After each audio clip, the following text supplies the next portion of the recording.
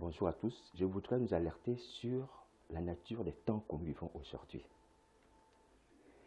Que ceux qui pêchent sachent que nous sommes dans les temps de la fin, que Jésus-Christ revient bientôt.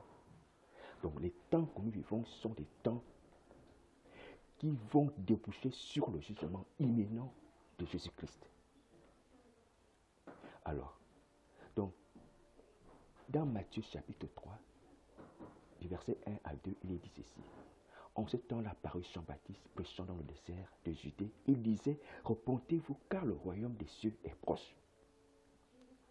Jean avait été suscité à un temps précis, mais à un temps où le péché abondait.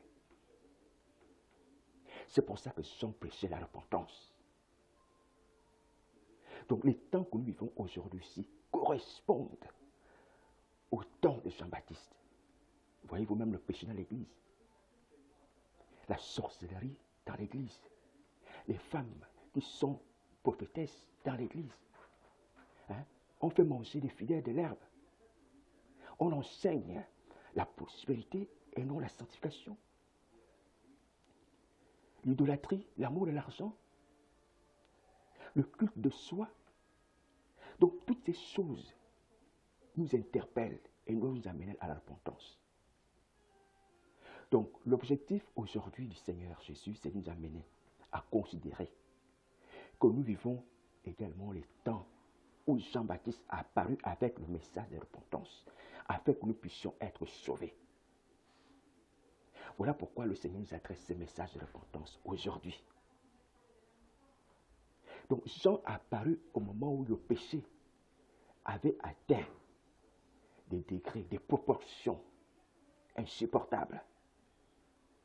Mais Dieu, ne voulant pas que le peuple meure, a envoyé son serviteur pour les amener à la repentance. Et cette repentance, quand on lit le livre de Jean, on voyait que les gens allaient se faire baptiser en confessant leurs péchés, pour que le jugement de Dieu ne tombe pas sur eux. Donc, mais ce jugement dont Jean parlait, le royaume des cieux dont Jean parlait, c'est l'avènement de Jésus-Christ. Parce que Jésus-Christ également est venu pour un jugement. Il a dit, je suis venu pour un jugement. Pour ceux qui voient deviennent aveugles et pour que les aveugles voient. Donc ce qu'il a fait au temps de Jean-Baptiste, il le fera aussi en notre temps. Et Jean avait annoncé également, lorsqu'il a porté le message de la repentance, que Jésus-Christ devait venir faire une sélection entre les humains. Donc il le dit dans une parabole. Il dit ceci, donc toujours dans Matthieu chapitre 3, verset 12, il dit, il a son vent à la main, il nettoiera son air, il amassera son blé dans le grenier, mais il brûlera la paille dans un feu qui ne s'éteint point. Donc, Jean avertissait le peuple que Jésus-Christ arrive. Il a un vent. Le vent, c'est un instrument comme une corbeille qui sert à détacher le blé, la peau de la graine.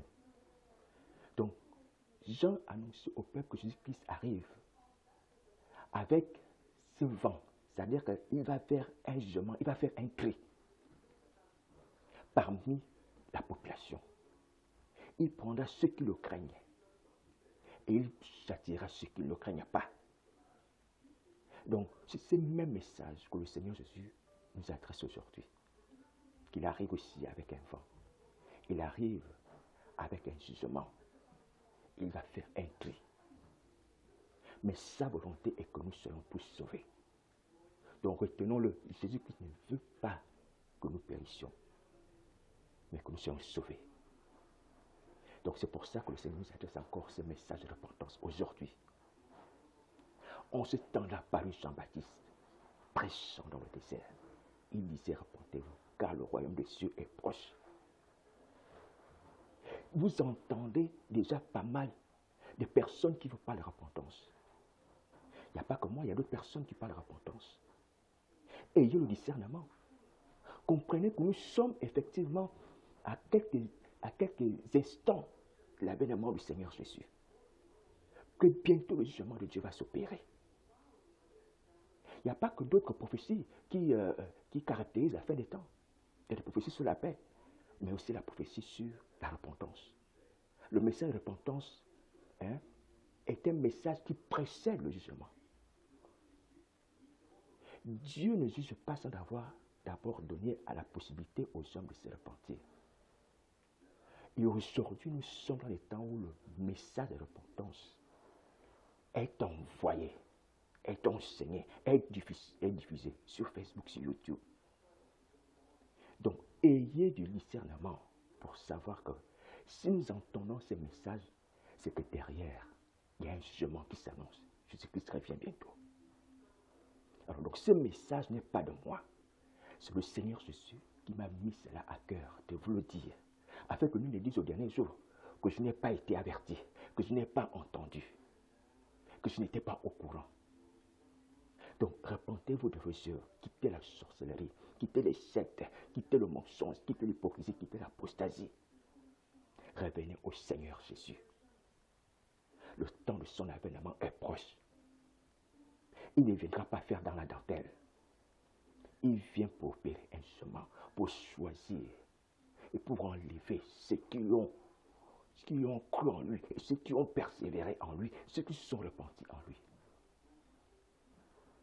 Donc, sachez-le bien, que Dieu ne veut pas la mort du pécheur, mais qu'il se répande et qu'il vive.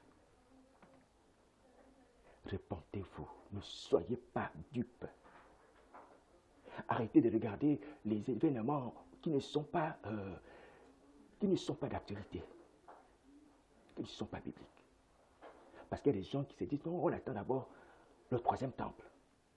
On attend d'abord le troisième temple. Attention, le troisième temple. Je n'ai pas vu la prophétie sur le troisième temple. Peut-être qu'elle existe. Mais ce que le Seigneur Jésus veut que nous puissions observer, c'est le message de Jean-Baptiste. Le message de Jean-Baptiste, le message de la repentance. Le message de la repentance qui doit nous alerter sur la fin des temps que nous vivons aujourd'hui, sur son imminence. Le message de la repentance. Alors, donc, ceux qui s'attardent à regarder le troisième temple et toutes les autres prophéties qui concernent Israël, sans vous repentir, vous êtes dans l'erreur.